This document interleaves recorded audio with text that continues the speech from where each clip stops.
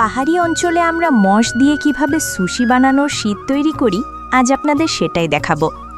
প্রথমে পানির ভেতর থেকে মশ তুলে এনে ভালোভাবে ধুলে পরিষ্কার করে নিই।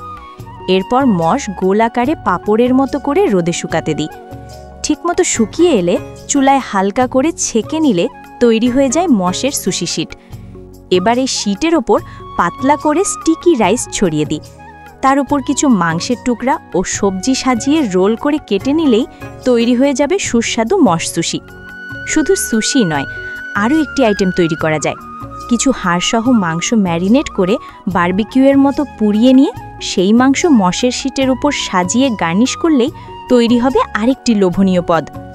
এদিকে কেকের ওপর ছোট ছোট চৌকো করে কাটা সুশি শীট সাজিয়ে তার উপরে প্রন ফ্রাই দিলে তৈরি হবে আরেকটি দুর্দান্ত স্বাদের বিশেষ ইবি ফ্রাই রেসিপি।